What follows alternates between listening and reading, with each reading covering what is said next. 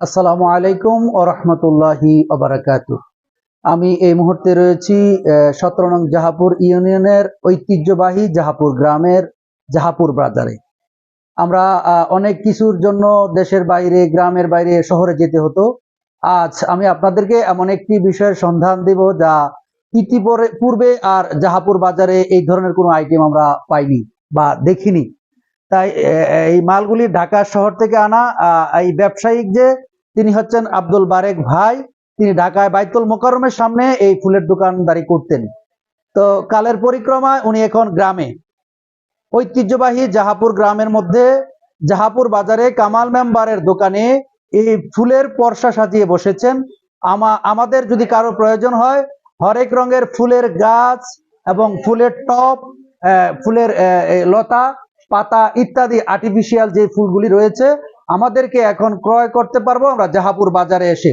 আমাদের জাহাপুর বাজারের এই যে প্রত্যেকটা বিষয়ে ছোট ছোট করে একটা একটা করে যোগ হচ্ছে, অর্থাৎ এই জাহাপুরের বাজারটা পরিপূর্ণতা পাচ্ছে। এই ফুলের দোকানটা আমরা খুঁজতে হলে যেতে হতো অন্ততপক্ষে মুরাদনগর, কোম্পানিগঞ্জ, কুমিল্লা, ঢাকা শহর। তো আমরা এখনই হাতের নাগালে পাচ্ছি জাহাপুর বাজারে কামাল মেম্বারের দোকানে। আজ থেকে স্টার্ট করা হলো।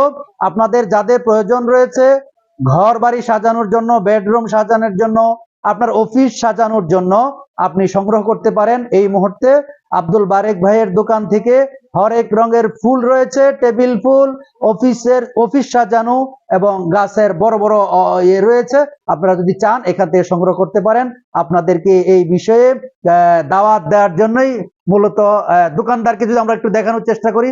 আব্দুল বারেক ভাই স্কুল কলেজের সকলেই যাদের প্রয়োজন হয় অফিসের জন্য, বিশেষ করে অফিস সাজানোর জন্য, যারা নতুন বিল্ডিং দিয়েছেন তাদের জন্য একটা বড় অফার রয়েছে। জাহাপুর বাজারে আসলেই আপনারা সুলভ মূল্যে নিতে পারবেন, যেহেতু এখানে শহরের মতো ভাড়া নেই।